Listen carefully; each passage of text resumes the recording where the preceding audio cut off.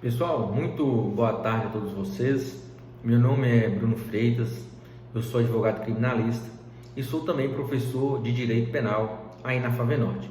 Estou aqui a convite da professora Núbia, que me pediu para que falasse um pouquinho com vocês sobre o ECA, especificamente as medidas socioeducativas e as medidas protetivas. Então vamos lá. A primeira coisa que nós temos que diferenciar é o crime do ato infracional. Então vamos lá. Para que uma pessoa cometa um crime, ela tem que praticar um fato típico, ilícito e culpável.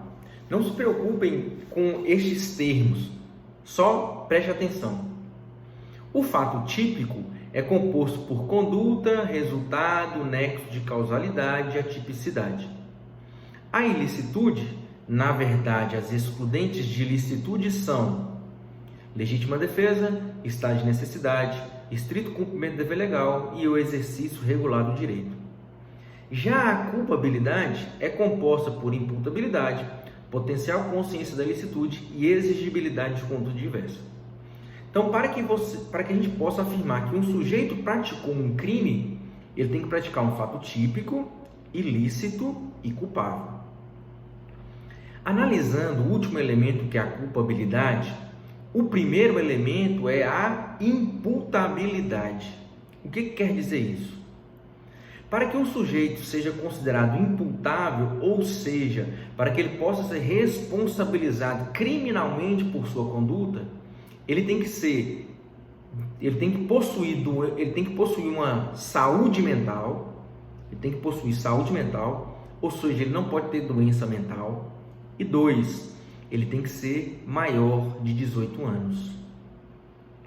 Então, perceba que o menor, aquele agente menor de 18 anos, ele é inimputável.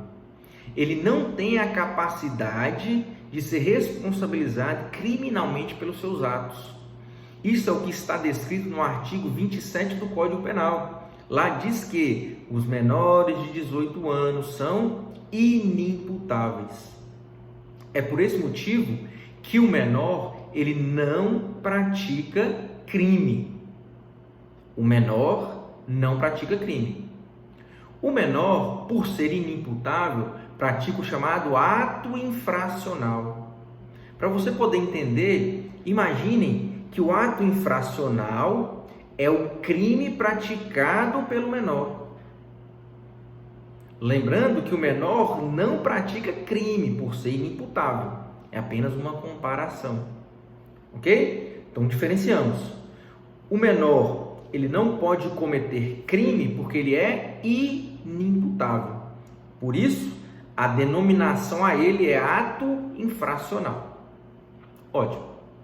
Agora, quando a gente vai para o ECA, e a professora Núbia, tenho certeza que já trabalhou com você sobre isso, por ser uma excelente profissional, o ECA traz a diferenciação entre criança e adolescente. E isso é de fundamental importância, até mesmo para que você possa compreender e aplicar as medidas protetivas e as medidas socioeducativas. Então perceba, o ECA nos diz o seguinte, que será considerado criança aquela pessoa que tem até 12 anos incompletos. Então criança até 12 anos incompletos. Adolescente é aquela pessoa que tem de 12 a 18 anos incompletos. Então, quando que eu vou considerar criança? Até 12 anos incompletos. Quando é que eu vou considerar adolescente? De 12 a 18 incompletos. Por que isso, pessoal? Agora preste atenção. O ECA, ele traz duas formas de se punir, se assim podemos dizer, o menor pela prática do ato infracional. Então observe, se o agente que praticou um ato infracional for criança, Para esse agente, só podem ser aplicadas as medidas de proteção que estão no artigo 101 do ECA. Então, observe. Se o agente que praticou um ato infracional era criança, a ele só se aplica as medidas de proteção do artigo 101. Ou seja, para a criança não se aplica a medida socioeducativa. De novo, para a criança que comete um ato infracional, não se aplica as medidas socioeducativas. Só se aplica as medidas de proteção que estão lá no artigo 101 do ECA. Depois vocês vão lá e dão uma lida no artigo 101, ok? Agora, se o agente responsável por praticar um ato infracional era um adolescente, além de aplicar as medidas de proteção, também serão aplicadas as medidas socioeducativas, ok? De novo, para o adolescente, pode ser aplicadas as medidas de proteção do 101 e também as medidas socioeducativas que estão no artigo 112 do ECA. 112 do ECA. Observem quais são essas medidas socioeducativas que estão lá no artigo 112 do ECA. Advertência, obrigação de reparar o dano, prestação de serviço à comunidade, liberdade assistida, inserção em regime de semi-liberdade e internação em estabelecimento educacional, além de qualquer uma das medidas previstas no artigo 101. Ou seja, no artigo 101 nós temos as medidas de proteção. Então observe, se é adolescente, ele pode receber a medida socioeducativa. A primeira é a advertência. O que seria essa advertência? Consiste em uma admoestação verbal em que o juiz irá fazer ao adolescente. O juiz vai chamar o adolescente e vai dar nele um puxão de orelha, se assim a gente pode dizer. A admoestação verbal nada mais do que passa a ser um puxão de orelha no adolescente. Beleza? O 2, obrigação de reparar o dano. Também é uma medida socioeducativa, só que preste atenção. Quem tem que reparar o dano é o menor, é o adolescente.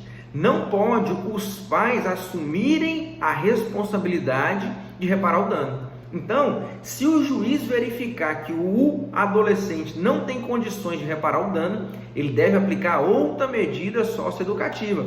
Por quê? Porque essa medida socioeducativa de reparar o dano não pode ser substituída pelos pais. Depois nós temos prestação de serviço à comunidade. O juiz vai determinar um local para que o adolescente possa prestar um serviço gratuitamente, um hospital, uma creche, um asilo, ok?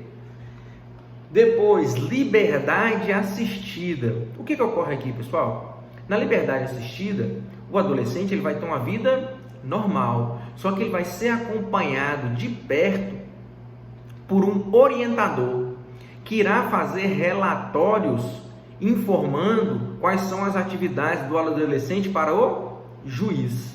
Então essa é a liberdade assistida. Ele pratica todos os atos normalmente, só que ele é acompanhado de perto por um orientador que faz relatórios informando ao juiz as suas atividades. Depois nós temos o regime de semi-liberdade. Aqui já aperta um pouco. No regime de semi-liberdade, o agente ele fica internado, podendo ter a oportunidade de realizar atividades externas. Então ele vai ser internado, mas tem a possibilidade de realizar algumas atividades externas, como por exemplo, o estudo. Ok? A mais grave das medidas socioeducativas é a internação, porque a internação vai retirar do adolescente o seu direito de ir e vir. Mas a internação ela tem alguns requisitos e eles devem ser observados. Primeiro, a internação ela será aplicada por prazo indeterminado. Quando o juiz na sentença determina a internação do adolescente, ele não diz o prazo em que o adolescente ficará internado. Por quê? Porque a internação será aplicada por prazo indeterminado. Só que, a cada 6 meses de internação, esse ato de internação deverá ser revisto pelo juiz. O juiz, a cada 6 meses, irá novamente avaliar se há ou não a necessidade de manter aquele adolescente internado, ok? Agora, essa internação não pode ultrapassar o prazo máximo de 3 anos. Então vamos lá de novo. Quando o juiz aplica uma medida socioeducativa de internação, ele na sentença não estabelece o prazo, porque é por prazo indeterminado. A cada 6 meses, o juiz vai avaliar a necessidade ou não da continuidade dessa internação. E ele só pode ficar internado pelo prazo máximo de 3 anos. E agora, preste atenção, se o adolescente completar 21 anos, deverá ser colocado em liberdade imediatamente, mesmo que não tenha completado 3 anos de internação. Ok? Espero ter contribuído.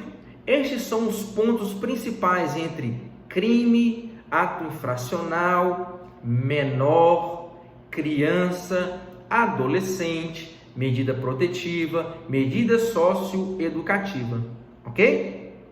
Professora Núbia, mais uma vez agradeço o convite.